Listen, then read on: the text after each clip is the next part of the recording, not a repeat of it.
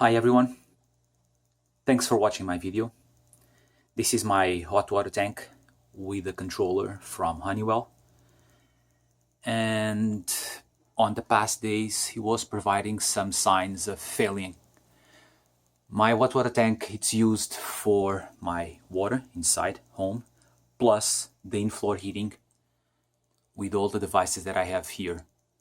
Past weeks he was providing signs of failure, but it was difficult to understand exactly what was that problem.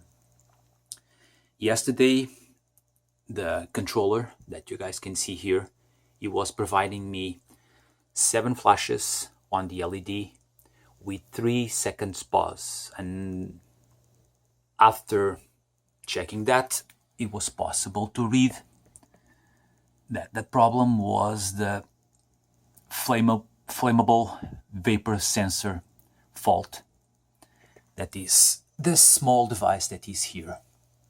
I've been watching several videos on YouTube, but not even a single one helped me out with a decent solution for this problem. Normally they tend to fail exactly during the weekends, and in this case this is a long weekend. Imagine 3 days without hot water at home. It was necessary to call someone from plumbing and heating, and pretty much they solved me the problem.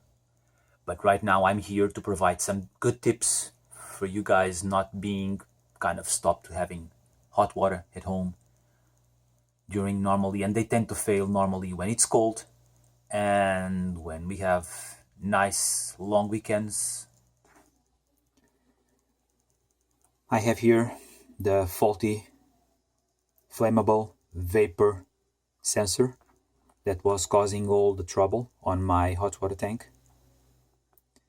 And how is it possible to check the reading out of those two terminals? It's 278, 279. It's fluctuating a little bit, kilo ohms.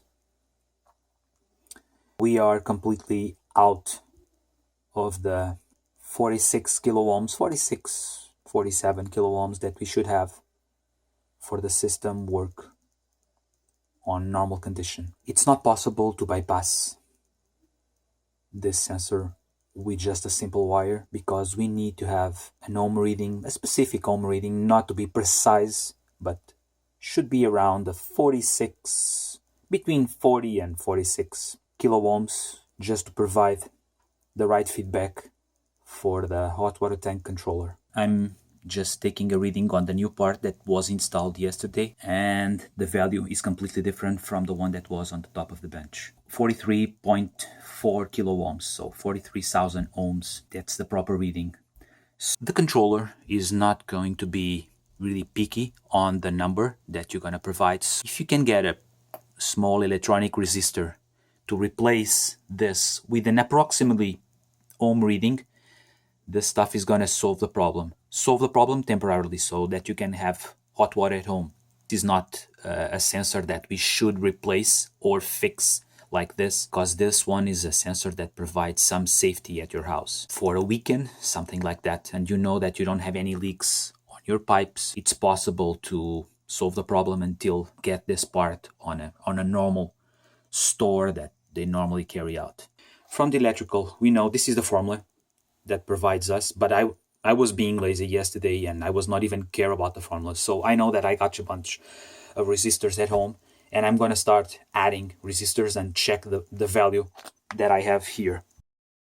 As I was saying, so I went inside my electronic box full of parts and pieces and stuff, and I started searching for all the resistors and all the electronic stuff that I have. There's a lot, and I start with something that was really big, 217 kilo ohms, way above the magic number of 40 to 46 kilo ohms. But let's start adding resistors to this. With the second one installed in parallel, we can see that we can drop the reading number for almost half of the value of the first one. But let's keep going until we reach our number. With the third resistor attached to this connection, we can see that we can drop a little bit more. Again, another 40 kilo ohms to reach our number. Another resistor in parallel, the number still dropping. One more element and you can see 63.1 kilo ohms. We are getting close. Another one that brings our number really close to the desired value to replace that small device. The last resistor installed, and we can check that we have 42.7. Right now, what I'm going to do is just twist all the ends of each resistor just to put it all together, and we're going to try it on the hot water tank. My hot water tank is energized, but without that sensor. You guys can check here.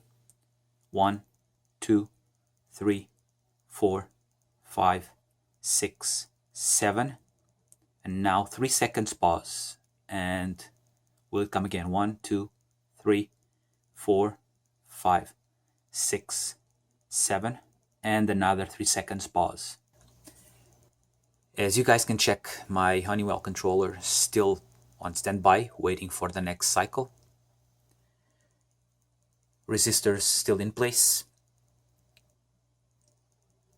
But as I was saying, this is just a temporary fix. Don't leave it this way, because that sensor can provide a lot of problems, but at the same time is a safety device. We shouldn't bypass this for more than the time that we really need. Hope this video can be useful to a lot of people. Thanks for watching.